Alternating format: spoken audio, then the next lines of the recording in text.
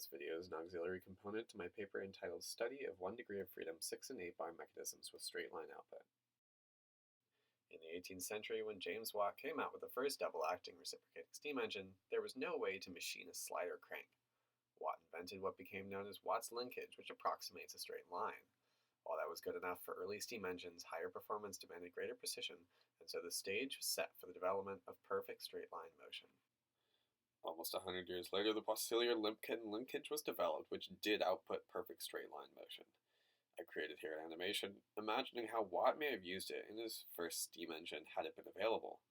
By the later half of the 19th century, milling and plating machines were in common usage and slider cranks could now be made, but these mechanisms would enjoy use in other applications.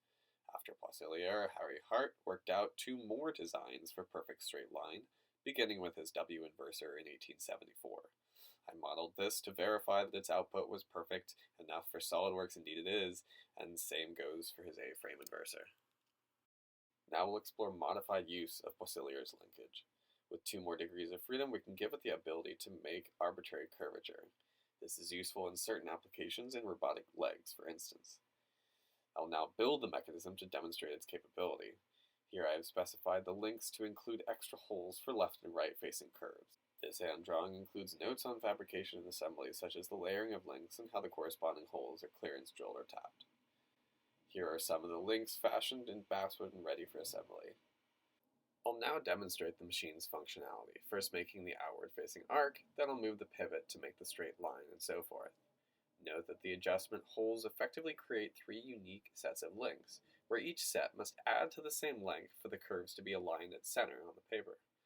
I'll also note here that the displacement for the holes corresponding to arcs of equal radius were different by greater than a factor of 2.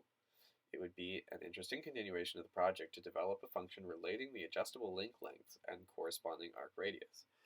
Would a single function be able to map hole position to inward and outward arcs as well as the straight line behavior? And are these actually sections of a circle or approximations? And here is the result. Thank you for watching.